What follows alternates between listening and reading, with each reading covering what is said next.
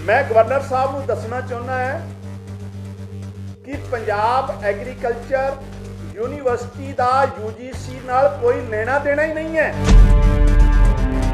Illegal तरीके नाल निर्देश जारी कर रहे हैं और चिट्ठी गवर्नर साहब ने लिखी है ये इलीगल है।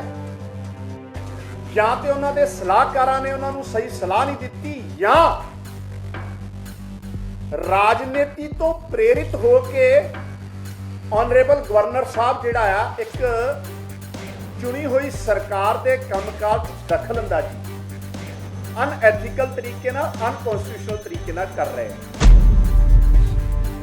According to section 15 Haryana and Punjab agriculture act 1970 section 15 sub section 5A कहता है कि अगर PAU च वाइस चांसलर की जिन्ना चेर परमानेंट अपॉइंटमेंट नहीं भी होंगी तो बोर्ड ऑफ मेंबर्स या तो एक्टिंग वाइस चांसलर अपॉइंट करेंगे या पंजाब एग्रीकल्चर यूनिवर्सिटी के रजिस्ट्रार को उन्होंने चार्ज रहेगा।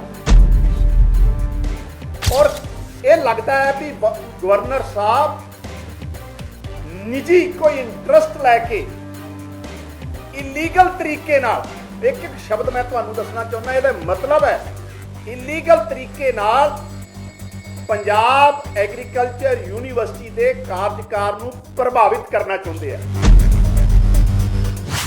मैं गवर्नर साहब नू दसना चाहना है कि पंजाब एग्रीकल्चर यूनिवर्सिटी का यूजीसी नाल कोई लेना देना ही नहीं है। पंजाब एग्रीकल्चर यूनिवर्सिटी दा कोई यूजीसी नाल लेना देना नहीं। हाँ, Punjab university Guru Nanak Dev university Punjabi university है। सो गवर्नर साहब इत्थे भी बिल्कुल सिरे तो जिहड़ा है वो गलत है, इलीगल तरीके नाल निर्देश जारी कर रहे हैं और नाल कहंदे आ this act of the government of Punjab is totally illegal and can not be accepted by any logic. मैं इत्थे उन्हां दी गल नूं कॉन्ट्राडिक्ट करदा है कि जिहड़ी चिट्ठी गवर्नर साहब ने लिखी है ये इलीगल है। या तो उन्होंने सलाहकारां ने उन्होंने सही सलाह नहीं दी या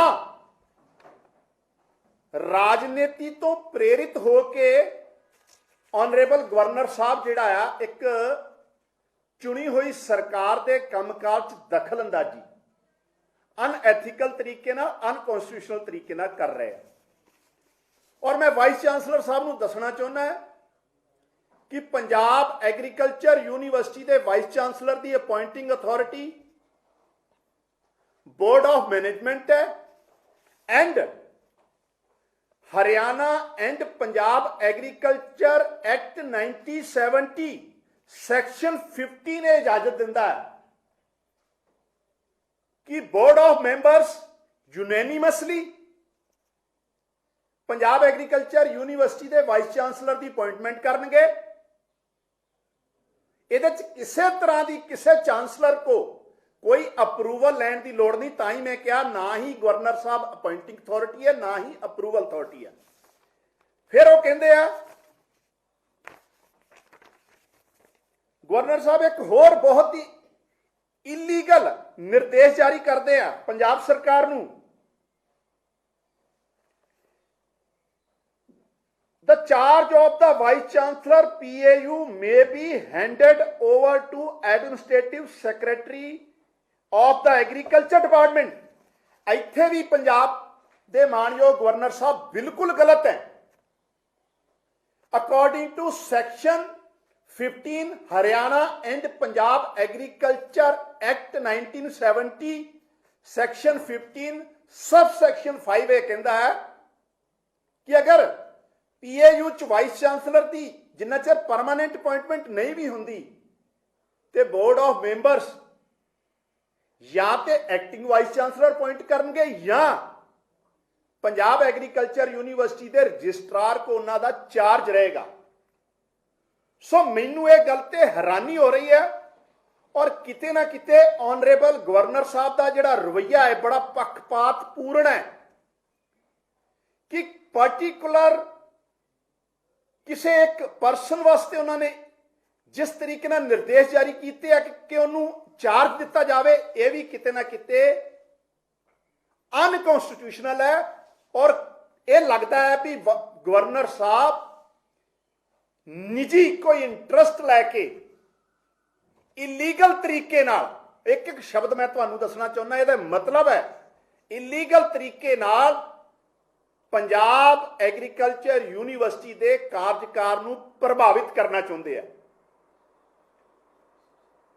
मैं गवर्नर साहब ऑनरेबल गवर्नर है, साडे सत्कारयोग गवर्नर है, लेकिन उन्हां दीयां अपनियां लिमिटेशन है, सीमावां है। पंजाब एग्रीकल्चर यूनीवर्सिटी के मामले उन्हां दा रोल अलग है, गुरु नानक देव यूनीवर्सिटी के मामले अलग है, और पंजाब एग्रीकल्चर यूनीवर्सिटी के मामले गवर्नर साहब ओनली कन्वोकेशन नू प्रोसाइड कर सकते हैं, ना किसी वाइस चांसलर नू अपॉइंट कर सकते हैं, ना रिमूव कर सकते। इस करके इन्हां दा जिहड़ा ये लैटर है ये अनकॉन्स्टिट्यूशनल इलीगल है। और मैनू ते इस गल की हैरानी हो रही है कि जिस तरीके नाल एक इलैक्टेड सरकार के कामकाज च रोजाना लोगों की चुनी हुई सरकार के कामकाज च रोजाना राजनीति तो प्रेरित होकर गवर्नर साहब इंटरफेयर कर रहे हैं, फैडरल स्ट्रक्चर का सत्यानाश करने वाले पासे तुरे है। उत्थे साडे विरोधी भी, चाहे वह कांग्रेस के सीनियर लीडर क्यों ना हो, ट्वीट राही इस गल की हामी भर रहे हैं। मेरा कांग्रेस के लीडरां नूं भी यह सवाल है कि तुसी जिस तरीके नाल अनकॉन्स्टिट्यूशनल निर्देश जारी किए आ ऑनरेबल गवर्नर ने पीएयू के मामले च, क्या कांग्रेस उसका समर्थन करती है? क्या कांग्रेस पंजाब की चुनी हुई सरकार के एरिया च जिस तरीके नाल राजनीति तो प्रेरित होकर अनकॉन्स्टिट्यूशनल तरीके नाल interference on the behest of central government Modi साहब वालों करवाई जा रही, क्या बीजेपी की बी टीम भी काम कर रही है? राजनीति ही करनी है। असी मानयोग गवर्नर साहब नूं बेनती करते हैं, तुसी भाजपा ज्वाइन करके इलैक्शन लड़ो। क्यों तुसी इस गंदी राजनीति का शिकार लोगों की चुनी हुई सरकार नूं रोज डिफेम करने वास्ते कर रहे हो? तुहाडा कोई अधिकार नहीं। इस तरीके नाल सरकार वालों ड्यू प्रोसेस फॉलो किए हुए वाइस चांसलर के संबंध विच अनकॉन्स्टिट्यूशनल इलीगल अनएथिकल ये जिहड़े निर्देश जारी किए पंजाब सरकार आम आदमी पार्टी बिल्कुल भी इन्हूं एक्सैप्ट नहीं करूगी।